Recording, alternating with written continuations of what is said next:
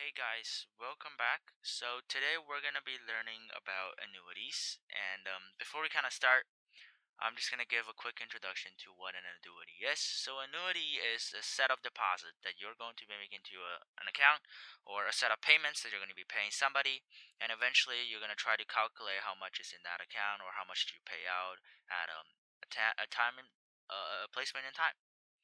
So we're gonna be introducing our formula today to the annuities, and we're also going to be looking at this example, very long example, and we're gonna do some questions with it. So first we have Nigel's. So last June 30th, Nigel decided to save for a trip when he graduates. Starting next June 30th, and for each of the following year, he plans to deposit $700 every June 30th into an account that pays 4.5% per annum and is compounded annually. Complete the following to find the amount Nigel will have when he makes the last deposit into his annuity. This timeline shows the value of each deposit at the time Nigel's last deposit. So the interest per period is obviously 4.5% per annum, so you should be able to decipher all of this because this is the exploration and introduction to it. So this is on your textbook, page 527, and you should be able to go through all of these using the knowledge that we have already learned. So that will also, but at the end, you will realize that you're gonna come up to here. This exact formula, which is going to calculate the amount of time, at the time of the last investment, and R is the payment made at the end of each compounding period, and N is the number of compounding periods, and I is the interest rate per compounding period. So, without much talking, let's go ahead and do these two examples with it. So, finding the amount of an annuity compounded annually. Where's my pen? All right, right here. So starting in 4 months, Jeannie plans to deposit $875 on each July 31st, October 31st, January 31st, and April 30th for 3 years into an account with an interest rate of 6% compounded quarterly. How much will Jeannie have in her account when her last payment is made? So let's go ahead and identify all our variables. R is 875. Now let's see how many payments she is making. She's making 4 payments every year, and it's kind of quarterly. And that also kind of goes with her compounding as well. So let's look at this. A is the amount. So what do we want to find? We want to find A. We have R, which is given. I is the interest rate. So interest rate of 6% compounded quarterly. So 6%, let's go ahead and divide that by 4. So 1.5% every quarter.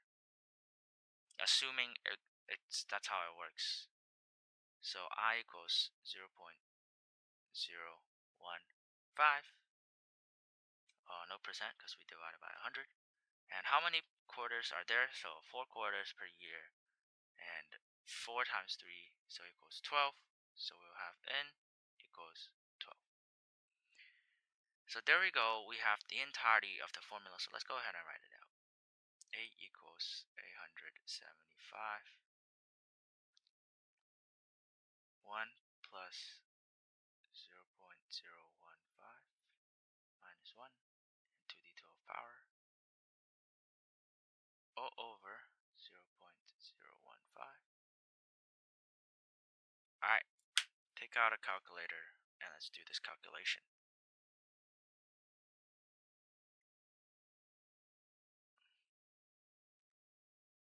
Alright, so I got 11411, so 11,411.06 cents. So let's look at that intuitively. Most of these questions are very intuitive. So sometimes when you get a number so odd that you realize, hey, wait a minute, if I just take all of that payment, if I just multiply 875 by 12, I get more than that. But in this case, we don't. So it means we likely did the question right. But if you calculated a number that is smaller than 875 times 12 compounding period, just times 12 deposits, that means you likely did something wrong. and it's a signature to go back and check your calculations. So for these type of questions, make sure to always intuitively think about it after you mathematically calculated it. Because all of these application questions, they are real life based. So if they don't make sense in real life, likely it's not going to be a question. And now let's go ahead and do this. Find the monthly payment of an annuity. So right away, this tells us that we're trying to find, instead of A, we're trying to find R. So we're trying to find how much we need to pay. So let's go ahead and get started. Read the question. Marcel wants to buy a home entertainment center that he sees priced at $3,799 plus GST and PST, so which sums up to the harmonized sale tax. He plans to buy the center in 18th month, and he assumes that the price will stay the same, hopefully. He'll take a payment into an account at the end. Make a payment into an account at the end of every month for 18 months. The interest rate is 9% per annum, compounded and monthly. So how much will each of the payments be, and how much will interest has he earned? So let's go ahead and do that. So I, right away, let's figure out I. So I is going to equal to 9%, and obviously that's per annum, compounded annually. So 9, let's go ahead and divide that by 12 because there's 12 months. So 0.75% per month. Let's also divide that by 100, so we actually have a rate instead of a percent. So our rate is 0.0075, and that's our I.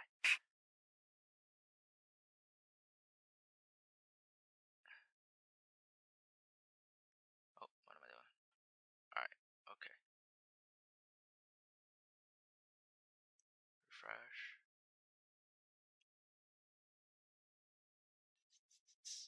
Alright, 0.075.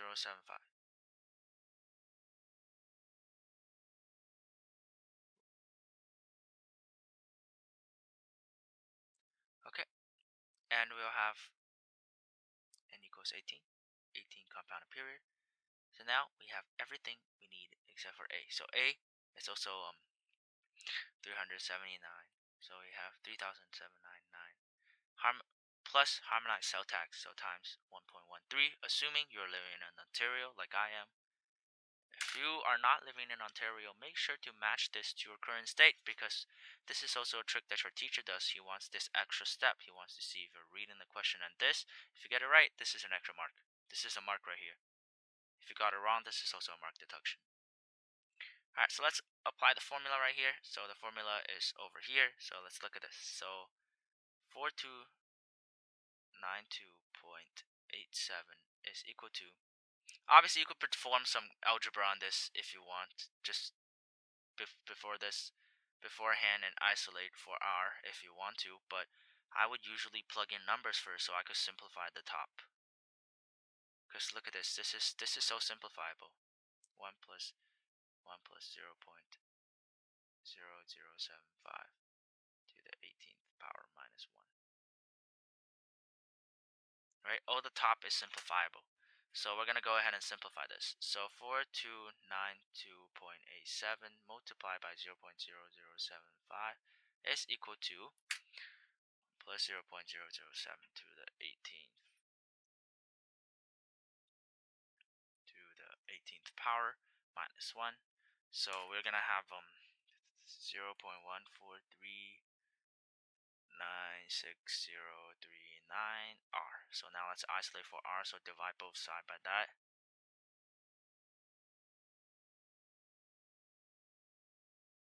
So R is going to go ahead and equal to 4,292.87 times 0.0075, which is 2,800.53 divided by that, which we're going to have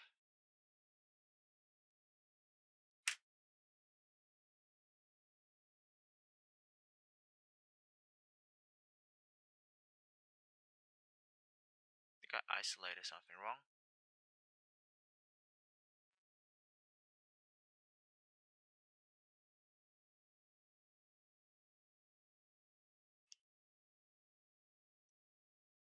Oh yeah, I multiplied it wrong. Very cool. And divided by 0.1439639. So yeah, R going to have 223.65. So that is going to be the amount of the payment that he's going to pay every month. So now how do we figure out how much interest has he earned? Simply we just multiply r times 18. So imagine that we didn't actually deposit it into the account, we just paid it. So we would have actually got 4025.7